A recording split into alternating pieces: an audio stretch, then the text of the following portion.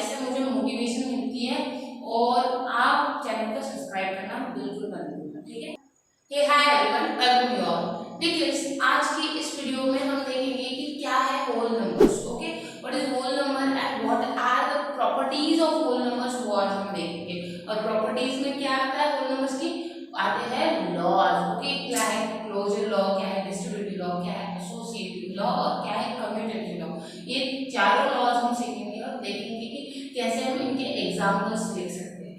Okay, so stay tuned with me and don't skip the video. It is going to be very much important video because after this you will be able to solve the simplification problem. अगर आपको ये laws आते हैं तो ही आप simplification की problem कर पाओगे। Okay, so a lot to know, a lot to discuss. As always, let's get started. हमारे चैप्टर का नाम ही है होल नंबर्स। अब बताओ भाई होल नंबर्स क्या होते हैं। फर्स्ट हमें पता होना चाहिए कि नेचुरल नंबर क्या है। तो नेचुरल नंबर क्या है, तो मैं अगर बोलूं कि आप ना काउंट करो कि ये कितने सर्कल है, ये कितने सर्कल काउंट करो, तो आप बोलोगे कि मैम 1 2 3 4 5 6 7 सर्कल है ये। तो आपने काउंटिंग 1 से स्टार्ट करी, नेचुरली आपने काउंटिंग 1 से स्टार्ट करी है। ओके, तो हम जब भी काउंटिंग करते हैं तो हम नेचुरली किससे स्टार्ट करते हैं, 1 से। तो जो नेचुरली हमारे मुंह में आता है उसे हम कहेंगे नेचुरल नंबर्स। इसे काउंटिंग नंबर्स भी कहते हैं। नेचुरल नंबर्स को नेचुरल नंबर्स, अभी नेचुरल नंबर्स अभी एनो लिख रही हो, मैं फुल फॉर्म में थे। अभी यहाँ पे 1 2 3 4 5 एंड सो ऑन, ये कितने भी होंगे। ओके, इन्हीं को हम काउंटिंग नंबर भी कह सकते हैं। नेचुरल नंबर्स को हम काउंटिंग नंबर भी कह सकते हैं। अब ये पहले थे इतने नंबर्स थे, अब क्या हुआ, इंडिया है, इंडिया ने फिर 0 दिया। ओके, इंडिया ने 0 दिया और ये जो काउंटिंग थी ये पूरी हो गई और ये नंबर 0 से स्टार्ट हो गए। 0 1 2 3 4 5 एंड सो ऑन। ओके, अब काउंटिंग में 0 आने के बाद में क्या होगी, काउंटिंग पूरी होगी। तो जो पूरा शब्द है इसे हम इंग्लिश में होल कहते हैं, होल वर्ड मतलब पूरा वर्ड। तो इसीलिए होल नंबर्स जब 0 को हम नेचुरल नंबर में ऐड कर देंगे, जब काउंटिंग 0 से स्टार्ट होगी तो हम उन्हें कहेंगे होल नंबर्स। क्या कहेंगे उन्हें, होल नंबर्स कहेंगे। ओके, तो ये क्या हो गए, होल नंबर्स। ये क्या हो गए, होल नंबर्स। अब इन दोनों में ऑब्जर्व करो, the smallest natural number is, सबसे छोटा नेचुरल नंबर कौन है, 1 है। And the smallest whole number is 0। Smallest whole number कौन है, 0 है। और स्मॉलेस्ट नेचुरल नंबर कौन है, 1 है। ये समझ में आया। ओके, क्या मैं ये कह सकती हूँ all the whole numbers are natural number, कह सकते हैं, हम नहीं कह सकते क्योंकि इसमें 0 है। पर क्या हम ऐसे कह सकते हैं कि all natural numbers are whole numbers. देखो है, सब है, तो हम कह सकते हैं all natural numbers are whole numbers. तो अगर कोई स्टेटमेंट आ जाए ट्रू और फॉल्स में कि all natural numbers are whole numbers, so is it true और false, yes it is true. Okay, समझ में आया, ठीक है। तो अभी देखते हैं कि होल नंबर्स की क्या प्रॉपर्टीज होती है, होल नंबर्स की क्या प्रॉपर्टीज होती है। Okay, so now let's see what are the laws. Okay, अभी what are the properties of whole numbers, तो इसमें आते हैं लॉज, इसमें मेन 4 लॉज है। ओके, तो प्रॉपर्टीज देख रहे हैं हम होल नंबर्स की। तो फर्स्ट लॉ है क्लोजर लॉ। कौन सा लॉ है, closure law. Closure law what does it say, statement है क्लोजर लॉ का कि a plus b is equal to c, a plus b is equal to c। तो इसका एग्जांपल कैसे होंगे, देखो स्टार मतलब हम कोई भी अरिथमेटिक ऑपरेशन अप्लाई करेंगे और अगर वो सेटिस्फाई होता है लॉ तो फिर क्या करेंगे, उसको कहेंगे कि ये this law is hold good for that operation. Okay, suppose मैं अभी समझाऊंगी तो समझिएगा आपको। ए बी सी ये क्या होने चाहिए, होल नंबर्स होने चाहिए। क्या होने चाहिए, होल नंबर्स होने चाहिए। तो 1 से स्टार्ट करेंगे, 1।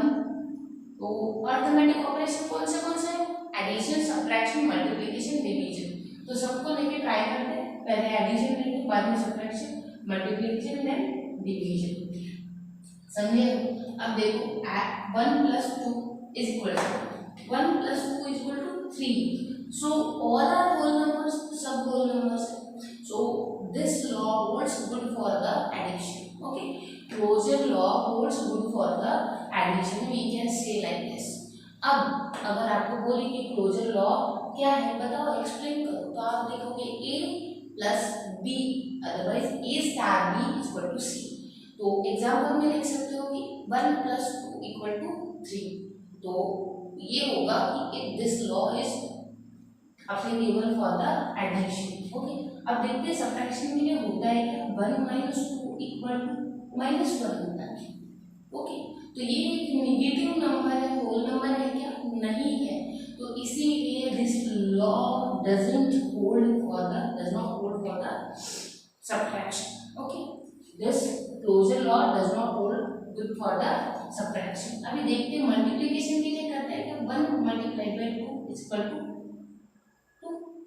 दोनों होल नंबर्स है, आप कोई भी नंबर ले सकते हो, कोई प्रॉब्लम नहीं. मैंने 1 2 लिया है, कैलकुलेशंस इजी बनाने के लिए. आप कोई भी ले सकते हो. अभी 1 × 2 = 2, तो ये भी एक होल नंबर है, ये भी दोनों होल नंबर्स है.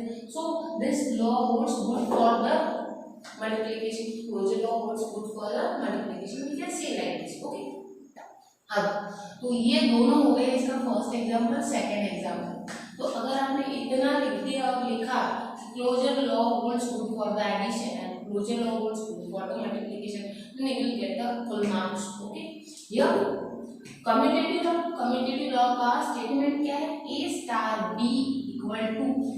अभी आप बोलोगे कि मैम आपने तो डिवीजन के लिए देखा ही नहीं. ठीक है, डिवीजन के लिए भी करते हैं, लेकिन अगर सब्ट्रैक्शन के लिए नहीं होता तो डिवीजन के लिए भी नहीं होगा, क्योंकि division is nothing but a repeated subtraction है. तो करते हैं इसको. ठीक है, 1/2 इसका मतलब है 0.5. तो ये क्या है, ये एक डेसिमल है. डेसिमल होल नंबर है क्या, नहीं है. So the closure law does not hold for the division.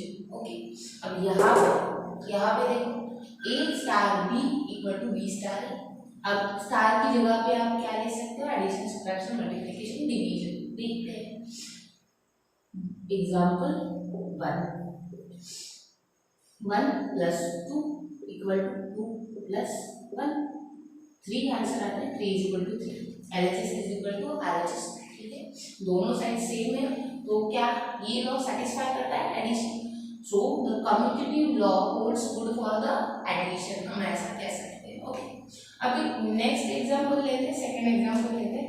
क्या ये सेटिस्फाई करता है कंडीशन, सब्ट्रैक्शन के लिए करता है क्या. तो -1, देखो इधर आता है -1 और इधर आता है +1, तो it is not equal. So this commutative law does not hold for the subtraction. समझे हो? अभी मल्टीप्लिकेशन के लिए देखते हैं. मल्टीप्लिकेशन के लिए सेकंड एग्जांपल लेंगे. 2 × 3 = 3 × 2. 3 2 = 6, 3 2 = 6, 6 = 6 हो गया. ओके, तो we can say that the commutative law holds good for the multiplication. Okay, अगर सब्ट्रैक्शन के लिए नहीं होता तो डिवीजन के लिए भी नहीं होगा. समझे हो? अब ये देखो, एसोसिएटिव लॉ क्या कहता है. एसोसिएटिव लॉ का स्टेटमेंट ये है. Okay, a* b* c. अब a b c लिख दो, बीच में स्टार करो, पहला ब्रैकेट लास्ट वाले दो को दो और दूसरा ब्रैकेट इक्वल टू के सामने आने वाले दो a b c को. ऐसे ध्यान में रखो एसोसिएटिव लॉ. ठीक है, अब स्टार की जगह पे हम अर्थमेटिक ऑपरेशन डाल के देखेंगे सेटिस्फाई करता है क्या. तो एग्जांपल लेते हैं. फर्स्ट एग्जांपल क्या होगा, 1 + 2 + 3. अब यहाँ पे इसको ब्रैकेट करा विच इज इक्वल टू 1 + 2 + 3. यहाँ पे इसको ब्रैकेट करा है. चलो देखते हैं. 1 + 5, यहाँ पे 3 + 3 विच इज इक्वल टू 6 = 6. दोनों तरफ से सेटिस्फाई हो रहा है. Okay, so this law associative law holds good for the addition. अब ये ये जो है सेकंड वाला एग्जांपल देखते हैं। सेकंड वाला एग्जांपल आप खुद करके देखो, सब्ट्रैक्शन के लिए करते हैं, दोनों साइड सेम आती है क्या? नहीं आती है। ओके, वीडियो की लेंथ बड़ी हो रही है इसलिए मैं उसको कट कर रही हूँ। आपको ये होमवर्क है कि आपको सब्ट्रैक्शन के लिए चेक करके देखना है, ठीक है। अभी देखते हैं कि मल्टीप्लिकेशन के लिए करते हैं क्या, कि 2 मल्टीप्लाई बाय 3 मल्टीप्लाई बाय 4, इनको ब्रैकेट करो, which is equal to 2 multiply by 3 multiply by 4, अभी इनको ब्रैकेट करो, ठीक है। अब 2 मल्टीप्लाई बाय 3 4 जा 12, विच इज इक्वल टू 3 2 जा 6 मल्टीप्लाई बाय 4, अब यहाँ पे 12 2 जा 24 एंड 6 4 जा 24, दोनों साइड सेम आ रही है।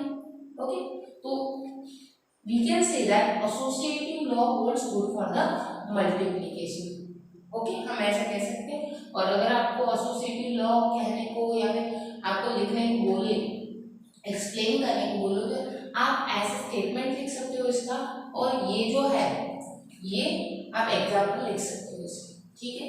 अभी डिस्ट्रीब्यूटिव लॉ क्या होता है, डिस्ट्रीब्यूटिव लॉ के लिए हम नेक्स्ट वीडियो बनाएंगे, ठीक है, क्योंकि वीडियो की लेंथ बहुत ज़्यादा हो रही है, इससे ज़्यादा मैं लेंथ का वीडियो नहीं बनाऊंगी, ठीक है। डिस्ट्रीब्यूटिव लॉ के लिए आप नेक्स्ट वीडियो देखना इसी सीरीज का, and see you soon in next video, till that bye, and one more thing, subscribe the channel and press the bell icon so you will get the notification of next video. See you soon in next video, till that, bye.